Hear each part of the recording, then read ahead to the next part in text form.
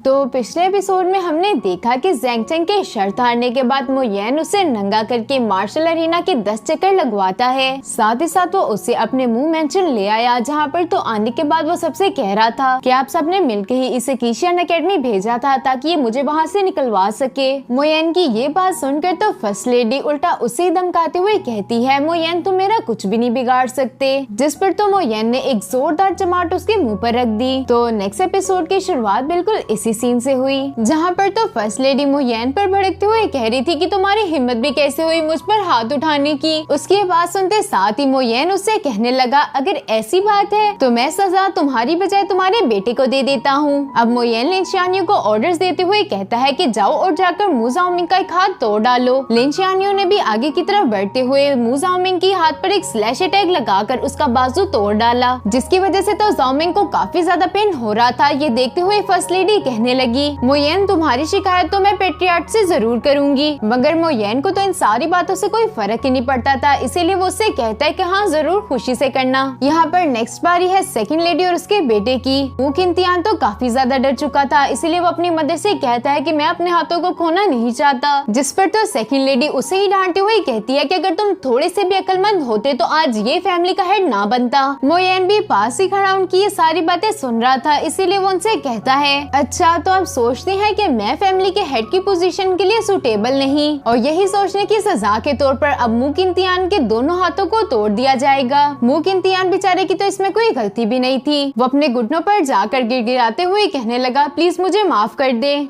लेकिन लिन शियानियो भी उसकी बात कहाँ सुनने वाला था। उसने तो फौरन से अपनी पावर्स को एक्टिवेट कर लिया ताकि मू किंतियान के दोनों हाथों को तोड़ा जा सके। लेकिन इससे पहले कि वो ऐसा कर पाता, वहाँ पर मू फेंगयू पहुँच गया। मू फेंगयू और कोई नहीं बल्कि मू किंतियान का बड़ा भाई था। वो आगे की तरफ बढ़ते हुए मो येन से कह रहा था कि आखिर तुमने खुद को समझ क्या रखा है, तुम्हें इन सब चीजों की रिपोर्ट सबसे पहले फैमिली के हेड को करनी चाहिए। तुम इन सबको यहाँ पर बुलाकर यू पनिशमेंट नहीं दे सकते। जिस पर तो मो येन उसकी बात का जवाब देते हुए कहता है, मुझे ये बात समझाने वाले आखिर तुम कौन होते हो, क्योंकि जब से मैं यहाँ पर आया मैंने तो तुम्हें एक बार भी नहीं देखा। मू फेंगयू तो उसकी कोई भी बात का जवाब ना देते हुए उससे कह रहा था, मो येन चीजों को ज्यादा आगे लेकर मत जाओ। जिस पर तो मो येन हंसते हुए उससे कहने लगा, अच्छा तो चीजों को मैं आगे लेकर जा रहा हूँ या फिर ये लोग जिन्होंने मुझे मारने की कोशिश की। आप सबको तो मेरा शुक्रगुजार होना चाहिए क्योंकि मैं आप लोगों को इतने बड़े गुनाह की इतनी छोटी सजा दे रहा हूँ। ये कहते साथ ही मो येन ने वहाँ पर लंबी और छोटी वाली लड़की को भी बुला लिया।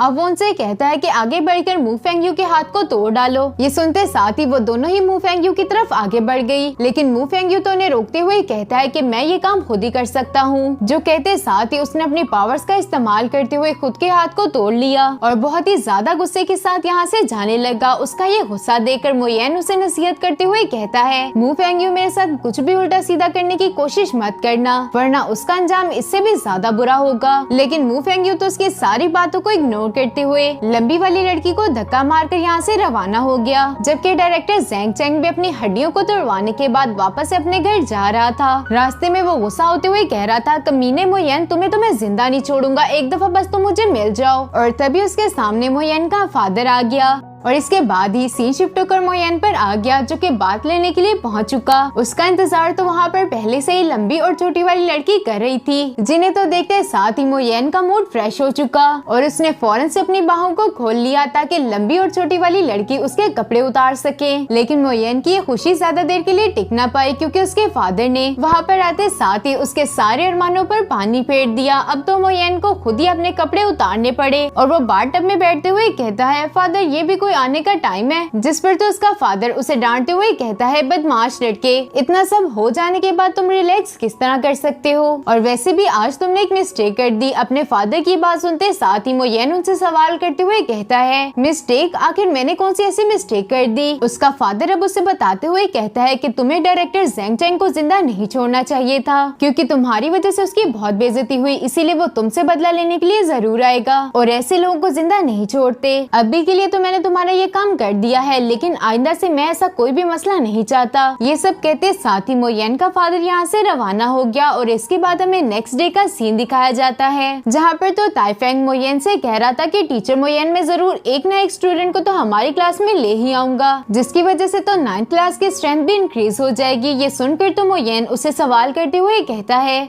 अच्छा, फिर तो तुम मुझे एक बात बताओ कि कोई भी टैलेंटेड स्टूडेंट सीनियर क्लास को स्किप करके हमारी जूनियर क्लास में क्यों ही आएगा? जिस पर तो ताइफेंग मोयन से कहता है कि टीचर मोयन, आपकी वजह से। वैसे मैं आपको एक सीक्रेट बात बताऊं कि हमारे लाइफिंग हॉल में एक बहुत ही ज्यादा खूबसूरत टीचर भी हैं जिनका नाम है शिन्यू। उनकी लंबी लंबी टांगे, सिल्की हेयर, ब्यूटीफुल स्किन। मोयन ताइफेंग की बात को आगे बढ़ाते हुए कहता है कि हाँ, तुम बिल्कुल सही कह रहे हो, उनकी स्किन तो बिल्कुल स्नो जैसी है। जिस पर तो ताइफेंग हैरत से सवाल करते हुए कहता है, टीचर मोयन, आखिर आपको उनके बारे में कैसे पता चला? ये सुनकर मोयन उसे कहता है, जरा पीछे मुड़कर तो देखो, क्योंकि उसके पीछे ही मिस शिन्यू खड़ी थी, जिसे तो देख के साथ ही ताइफेंग पीछे की तरफ हट गया। मिस शिन्यू आगे की तरफ बढ़ते हुए मोयन से कहती है, टीचर मोयन, मुझे आपसे एक फेवर चाहिए। ये सुनकर तो मोयन उसे सवाल करते हुए कहने लगा, आपको मुझसे क्या फेवर चाहिए और भला मैं आपकी मदद क्यों करूं? क्योंकि हम लोग तो एक दूसरे को जानते भी नहीं। मिस शिन्यू अब मोयन से कहती है कि इसके बदले मैं भी आपको एक फेवर दे दूंगी, बस आपको मेरी हेल्प करनी होगी, क्योंकि मेरी डेसिबल को किसी ने पॉइजन दे दिया है और अगर उसका वक्त पर इलाज ना हुआ तो वो मारी जाएगी। उनकी ये सारी बातें सुनकर मोयन तो उनके साथ चलने के लिए एग्री हो गया। इन दोनों के यहाँ से रवाना हो जाने के बाद हुआंग शाओ से कहता है, शाओ, तुम्हें अपनी बहन से कहना चाहिए कि वो अपना ज्यादा से ज्यादा वक्त मोयन के साथ गुजारे, वरना हो सकता है कि मोयन उसके हाथों से निकल जाए। जिस पर तो शाओ उसकी बात का जवाब देते हुए कहता है, टीचर मोयन और यूनर की शादी तो सिर्फ फैमिली बिजनेस के लिए हो रही है, इसके अलावा तो इन दोनों का आपस में कोई ताल्लुक भी नहीं। और वैसे भी मैंने ये खबर सुनी है कि टीचर मोयन की पहले से ये खूबसूरत वाइफ है, जिसे शेंगदेन सेट वाले लोग उठाकर ले गए थे। ये बात सुनकर तो वहाँ मौजूद सब बच्चे ही हैरान हो गए, लेकिन हुआंग उन्हें दोबारा से अपने टॉपिक पर लाते हुए कहता है कि हम लोगों को जल्दी से जल्दी न्यू स्टूडेंट्स को हमारी क्लास में भर्ती करना होगा। जिस पर तो दूसरा स्टूडेंट उदास होते हुए कहता है कि आखिर हमारी क्लास में कौन ही आएगा। तभी वहाँ पर यांग आ गया, जो कि इन स्टूडेंट से सवाल करते हुए कहता है कि क्या आप लोग मिडिल लाइन क्लास से हैं? जिस पर तो इन सब लोगों ने भी हाँ में जवाब दे दिया। अब यांग इन सब से अपना इंट्रोडक्शन करवाते हुए कहता है, मेरा नाम है यांग और मैं यहाँ पर बायून सिटी से आया हूँ। जिसके बाद तो यांग इन सब से सवाल करते हुए कहने लगा, क्या आप लोगों की क्लास टीचर सर मोयन है? अगर ऐसा है तो फिर मैं आप लोगों की क्लास को ज्वाइन करना चाहता हूँ। जिस पर तो ताइफेंग काफी खुश हो चुका था। अब वो उसे कहता है कि हाँ, हमारी क्लास की टीचर का नाम ही मोयन है। यांग ने भी यहाँ पर अपना ग्रेजुएशन सर्टिफिकेट निकाल लिया था, जिसे तो देखते साथ ही 9th क्लास के सारे स्टूडेंट्स दंग रह गए। वो हैरत से सवाल करते हुए कहते हैं, तुम इतने टैलेंटेड होने के बावजूद भी हमारी क्लास को ज्वाइन क्यों करना चाहते हो? यांग अब उन्हें बताता है कि मैं यहाँ पर टीचर मोयन के लिए आया हूँ। और इसी के साथ सीन शिफ्ट होकर मोयन और मिस शिन्यू पर आ गया, जो कि उसकी डेसिबल के पास पहुँच चुके थे। उस लड़की को 10,000 कोल्ड पॉइजन की वजह से काफी ज्यादा सर्दी लग रही थी। साथ ही साथ मिस शिन्यू ने उसके हाथ पाँव को भी बांधा हुआ था ताकि वो किसी पर हमला ना कर सके। अब वो उसके पास आते हुए कहती है, मेरी बहन तुम जल्दी ही ठीक हो जाओगी। इसके बाद तो मोयन ने अंदर की तरफ आकर उस डेसिबल को देखना शुरू कर दिया। अब वो मिस शिन्यू से कहता है कि मिस शिन्यू, मैं यहाँ पर अभी कुछ ऐसा काम करने वाला हूँ, हो सकता है कि थोड़ी देर के लिए आपकी सिस्टर अनकंफर्टेबल हो जाए, लेकिन अगर इसकी जान को बचाना है तो मुझे ऐसा करना ही होगा। मिस शिन्यू तो यहाँ पर अपनी बहन की जान बचाने के लिए कुछ भी कर सकती थी और इसी वजह से वो इसके लिए भी एग्री हो गई। अब वो मोयन से सवाल करते हुए कहती है कि क्या आपको किसी स्पिरिचुअल मेडिसिन की जरूरत है? उसकी ये बात सुनकर मोयन उसे कहने लगा कि मुझे किसी भी मेडिसिन की जरूरत नहीं, इसके लिए तो मेरे हाथ ही काफी हैं। ये कहते साथ ही मोयन ने उसकी रस्सियां खोलना शुरू कर दी और जैसे ही उस लड़की के हाथ पांव खुले तो उसने फौरन से मोयन को गले लगा लिया। ये देखते हुए मोयन उसे कहता है कि थोड़ी देर के लिए मुझे इसे अनड्रेस करना होगा। शिन्यू भी अपने दिल पर पत्थर रखते हुए कहती है कि हाँ, तुम शुरू कर सकते हो। उसका ये जवाब सुनकर तो मोयन ने फौरन से उसके कपड़ों को फाड़ना शुरू कर दिया। मोयन उसके मेरिडियंस को अनब्लॉक करने की कोशिश कर रहा था, जहाँ पर उसे पता चलता है कि शिन्या को बहुत ही ज्यादा खतरनाक किस्म का पॉइजन दिया गया था ताकि वो तड़प तड़प कर मर जाए। यानी कि ये दोनों बहनें किसी नॉर्मल बैकग्राउंड से बिलोंग नहीं करती